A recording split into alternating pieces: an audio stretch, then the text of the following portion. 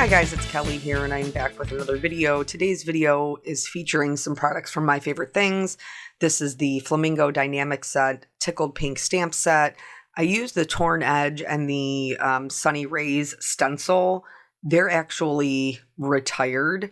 They aren't available in the store anymore, but I will link another stencil that's fairly similar to that stencil. I think there's one from Trinity Stamps and maybe one from Picket Fence.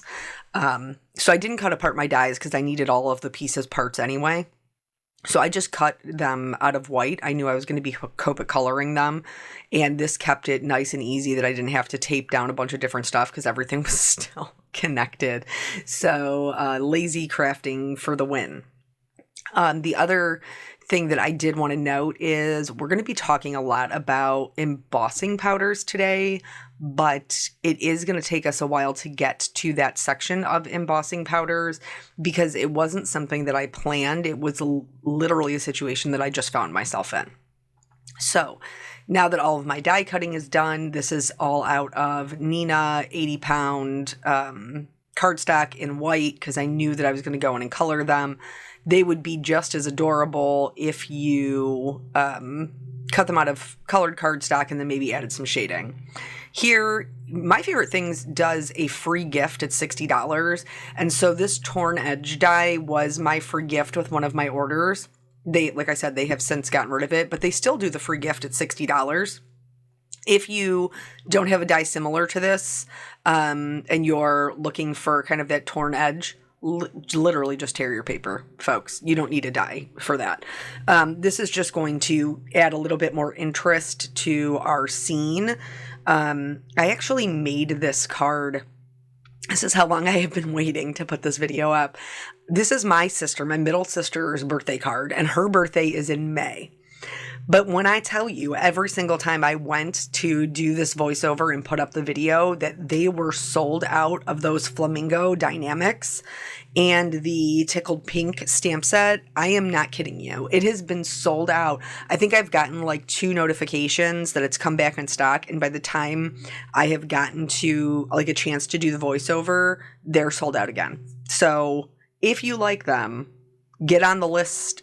Right now they're in stock. As I'm speaking to you, they are in stock. But if you go over there and they're not, get on the notify list. They will send you an email. So anyway, it's a beach scene. My sister loves flamingos. So I bought these. Normally I don't buy things like that specific because I'm a cheap chicken and I want to be able to use them for multiple things. But when I saw these, I was like, I have to get these to make Kim's birthday card. And I'm sure that I will continue to use them to make her birthday cards because she loves flamingos. But I was like, this would be so cute in this little beach scene with like this surf and the sand. So we're using lots of embossing powders to create lots of texture. And we're also going to talk about when you don't have the right color for what you need, because that was a situation I found myself in. So here, who was it? Hold on. Somebody had sent me a message on Instagram, and like when you reach out on Instagram, I'm not world famous or anything. I'm a regular person. So when you reach out to me on Instagram, I'm the person who responds back to your message. I think it was Brandy. She had sent me a message, and she and I kind of, chit chat about like her cards and stuff, but she had sent me a message and asked me if I had a sunrise over the ocean. And so I sent her some videos that were examples that were close to, but I couldn't tell her, yeah, I have one I'm sitting on because nothing's back in stock. So Brandy, here it is. I'll send it to you on Instagram. So basically I laid down some color. With the yellow, I didn't pick up a lot of color. I used what was left on my blenders, and these are my Buddy blenders from Trinity Stamps. I used what was left because I wanted a really light yellow, and then I wanted those rays. Like I said, this particular stencil is no longer in stock by My Favorite Things, but Trinity has one called Catching Some Rays that's really similar, and I will link to that. The cloud stencil is great, and My Favorite Thing still has that in stock, as well as another one called Rolling Clouds. So basically, we just set the horizon. We did some very light blending, and now we're moving the tape up. We do want to reserve that white space for our clouds, because it helps create a nice horizon line for what we're going to do now, which is go in and add the water. So we have a little bit of sand down at the bottom, and I want to blend that salvaged patina down into that little bit of brown. Yes, we're going to have lots of texture, unless we're going to have lots of embossing going on down there, but we still want it to match. We still want it to make sense. So I'll add some of that salvage patina to the die cut that I have to pop up. The die cut is only really necessary if you want to be able to tuck their feet behind it, which is what I wanted to do. But if you don't, if you want all of the little feeties of your flamingos to be seen, you don't even need that piece. And then we're just going to work back. So we're going to leave it the lightest where it's the closest to us. So that salvage patina will be the lightest where it's going to meet the sand. And then we're going to have the water be darker as it's moving out further from us, more towards the horizon line. There, I kept catching that edge of the tape, and I was like, I'm going to get blue in my cloud, and I'm going to be mad about it. So I just used a second piece of tape to secure it, and then also, you can just kind of watch what direction you're blending in, so you're not continually pulling it back up. I think all of my ink blending looks immensely better when I blend it twice. So that is what I am doing here. I went all the way out to the Uncharted Mariner, and now I am working my way back into the lightest color. Now, this, I'm happy with the way that it is looking, but if you're not happy with the way yours is looking, fret not. We're going to be putting a lot more into this scene. And so any little boo-boos or areas where, maybe you have like a circle or it didn't blend as well, like we'll be able to cover it up with something else. Don't sweat it. So these flamingos, I went originally with a more reddish color flamingo, but then I didn't like it as well. So I'm going to show you how to do the reddish color. So this is like an R35, an R32, an R20, and I think an R00. So it's more like that peachy red that you would see the flamingos, which is probably more true to their actual color in real life. But I didn't end up loving it, and I'm going to change it, and I'll show you how to do that as well. So here, I'm just kind of practicing my flicking because I really want to have that kind of feathery look that they have. They're very fluffy and feathery, and I want them to have that same look. This is me just going in and kind of freehanding where I think the shadows are going to be. There is an easier way to do this, and I will show you that way next. I would highly recommend doing it that way so you don't have to end up coloring it twice like I did. But basically, you just want to take your wing that's going to go over top, and you want to lay it on top of the body of the flamingo, and then just trace it with your lightest color so you know where your shadows are supposed to go. That's the 99.9% of the time how I color my dies. I do not know why I did not do that this time. I must have been, I don't know. Maybe I was super excited about the flamingos for my sister. I cannot tell you 100% proof positive why I did that. So, as far as life goes, while we do our little bit of coloring and our feathering and working on our flamingos, let's talk about couples projects, shall we? Do you guys do projects with your husband or wife? Like, do you do them together? Because I have learned from lots and lots of personal experience and from talking to other people that could be Lord have mercy on your soul. That could be the end of your marriage, a couples project. It really could. It really could be. So I can't remember if I told you guys about the heat pump situation. So, well, like the water heater for the pool.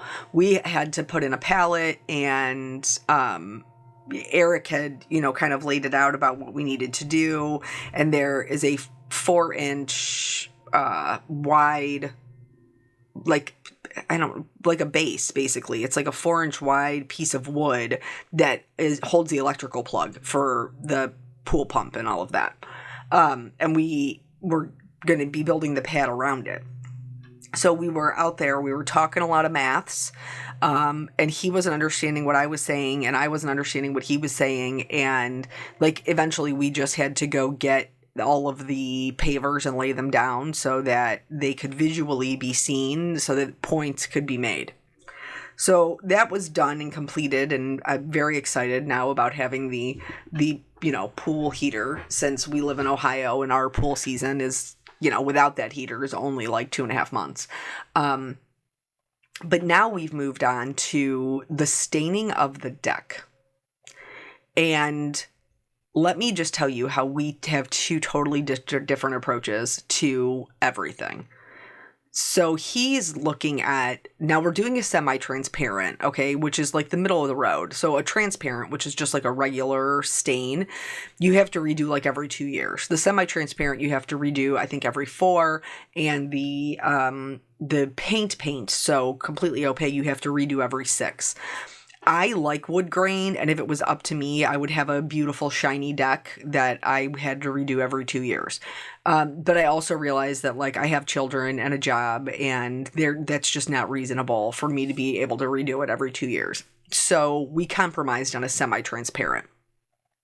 And we picked a darker brown. Now, I've never stained a deck before. We did furniture, so I've stained a lot of different woods, but I've never used a deck stain. So we are like looking into all the things we have to do. You have to clean it, and then that cleaner is also a bleach, and then you have to scrub it and get all the dirt off or power wash it. Then you have to put the stain on. You have so many hours to wait in between, and of course we have waited to the hottest part of the summer to do this. Like it is smoldering out. So we realize, and I'm just going to be honest with you, this was not good planning on either one of our parts. We're rushing to get it done because we had planned on doing it earlier in the summer, and time has just gotten away from us. And that's the reality of it. So Thursday, we realized that the cleaner bleacher solution has to actually be on 24 hours before you stain. And it has to be like clean of that for 24 hours. And we're like, oh no, that's not enough time, because we were going to do it on Friday and then stain on Saturday. Well, now we have to do it on Thursday. Let's go back and talk about what I'm doing here. So here, everything is colored. The little dark colored kneecaps came straight off of the Googles. I Googled the Flamingos, and that is how they look with the darker little kneecaps. So then I used my glue press to put 2 little dots of glue on the little legs, and then glued them all together. And for the one where like the knee looks backwards, obviously that's a fun little thing about flamingos. I will then just put glue at the top of that one. And I tried to mix them up. So I have 2 single legs facing right, and then I have 2 single legs facing left. I have 1 cross leg facing right, and I have 1 cross leg facing left. So that way they're not all look like exact duplicates. And then I'm going to start kind of laying them out where I want them to go, so I know where to stamp my sentiment. Here is where I realized once I put them down that I didn't love the peachy red kind of vibe. I felt like they would be more fun and more tropical if they were more pink. So first things first, I went in and color glazed with an RV02. And it became very apparent that that was not going to be dark enough. It did tint it pink, but it was not enough. So I'm trying to then go over it with another coat, and all I'm successfully doing is removing my detail, all that little feathery detail. So then I'm going to go back in with an RV04. And I'm going to go right over the top of that and try to kind of get that feathering back. I'm not It's not as feathery as it was before, but it's not bad, and it's definitely more pink. So I'm going to pull out all of these little flamingos, and I'm going to do the same thing. This time I'm going to start with the RV04 because I know that I need that. In order for it to like have any sort of dimension at all. And then I will go in and blend with the RV02. And again, I am trying to keep that kind of flicking feathering that we created to begin with. We're just switching up the color. You can do this technique with any two colors that are close, like next to each other on the color wheel.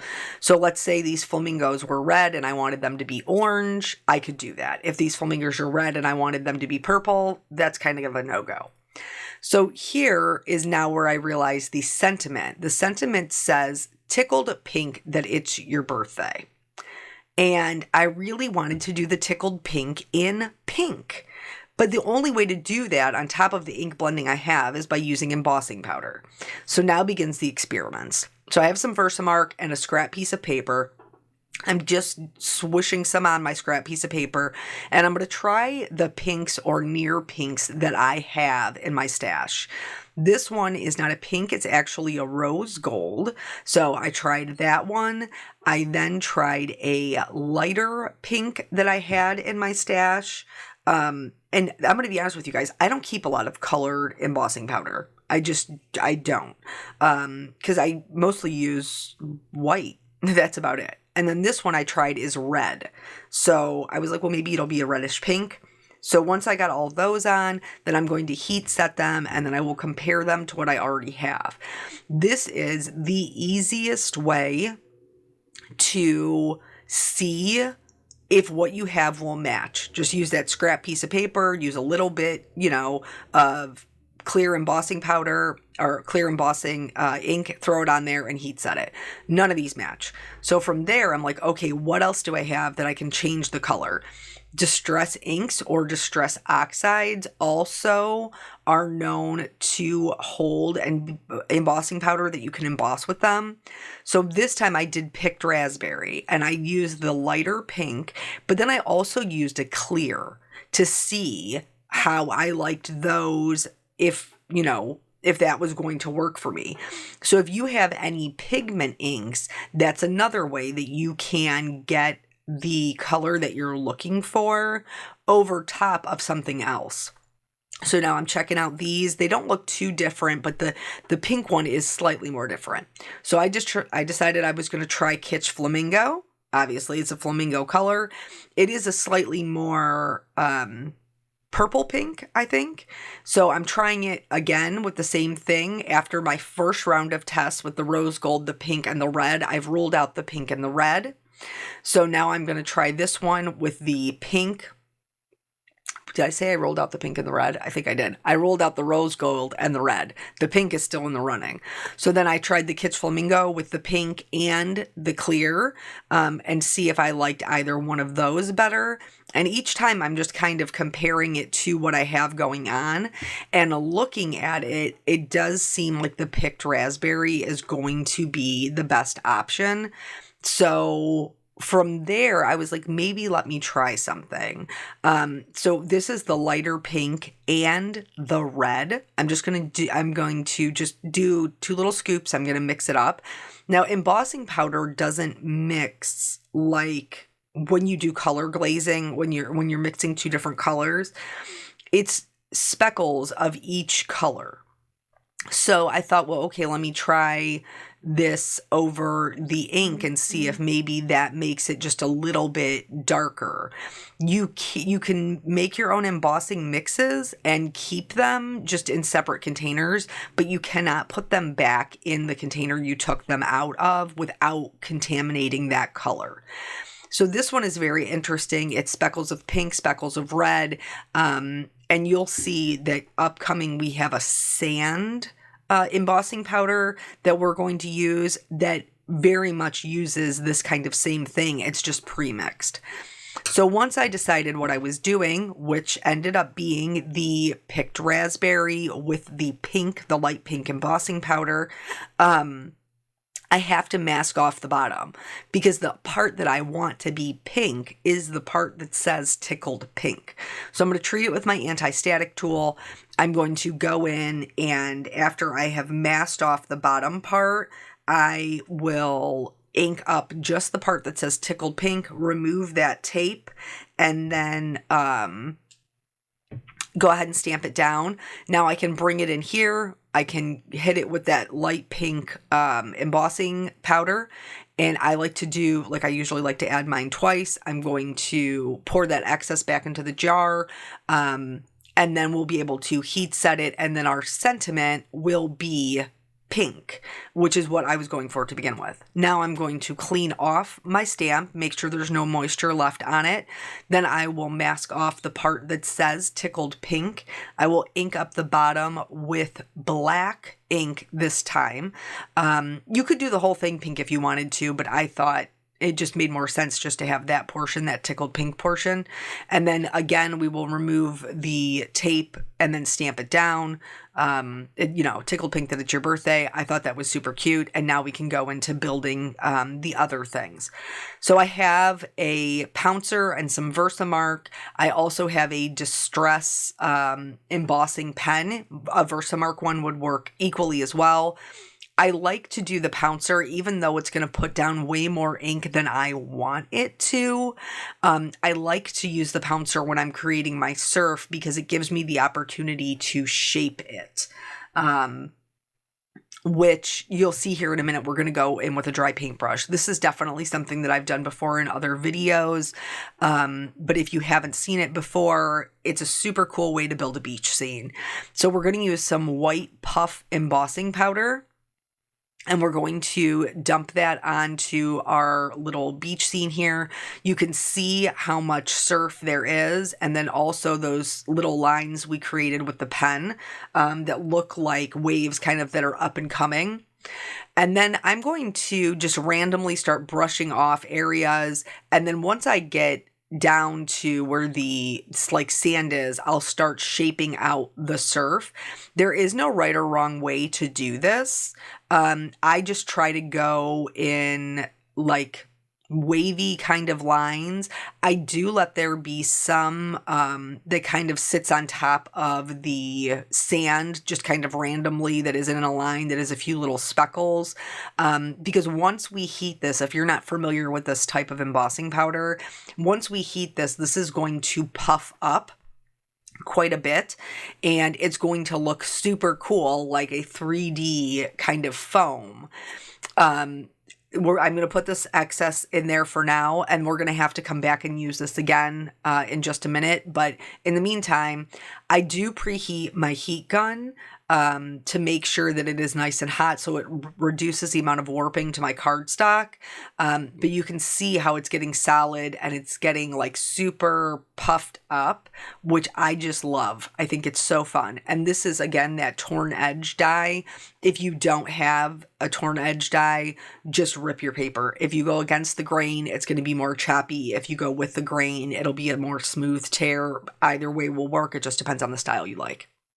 So now that this is in place, I'm going to ink up the die cut portion, and here is that sand embossing powder I'm going to bring in. This is from Hero Arts. This sand embossing powder, as you can see, it's a mix of a lot of different embossing powders.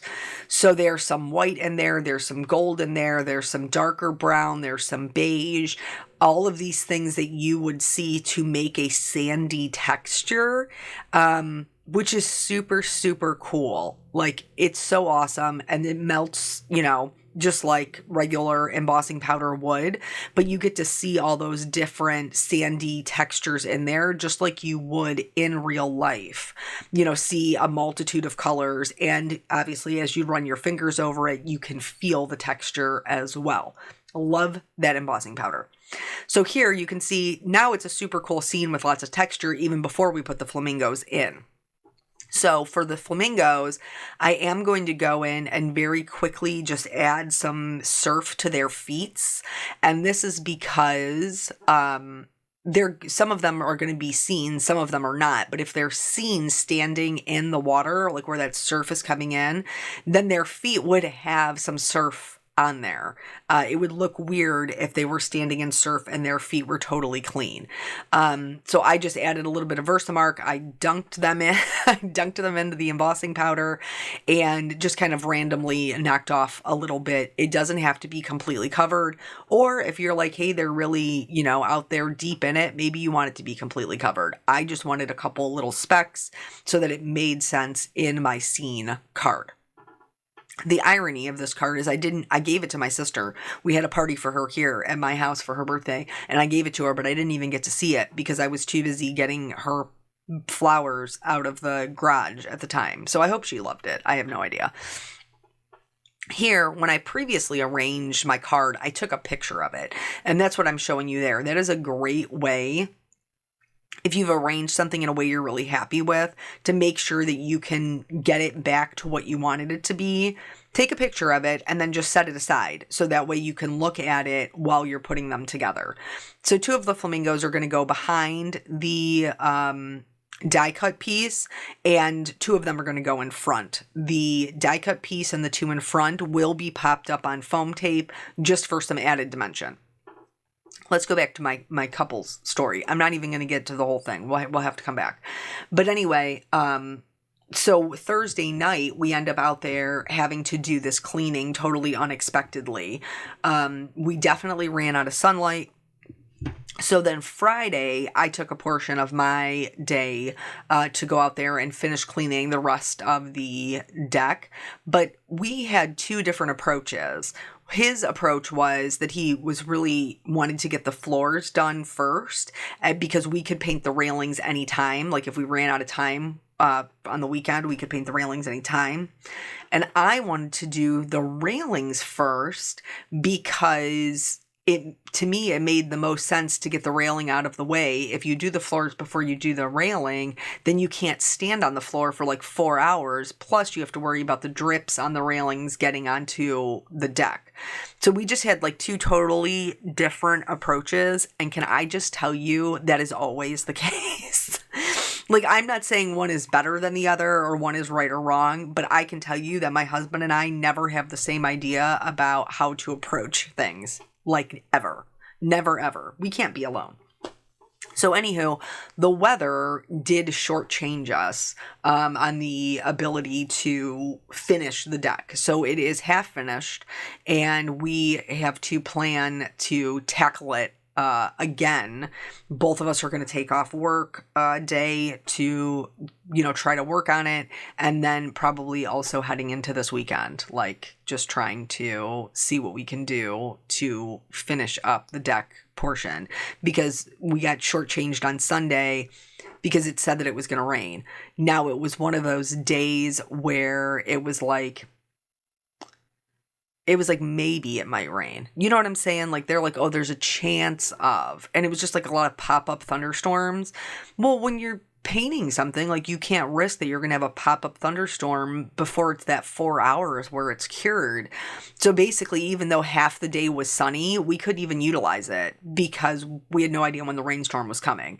Thankfully, it did rain. So like we felt better about it. My husband was like, it better pour or I'm going to be mad. It did rain later in the day, so at least we had that going for us. It was not a totally wasted day because we were right, it did rain.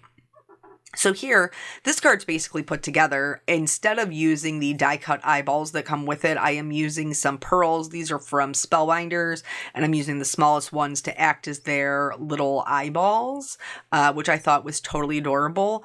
And then, because I can't leave anything alone, and it's for my sister, like I want it to be all sparkly and blinged out and, so I did use some additional gems. I think these are the Angel Aura ones from Trinity.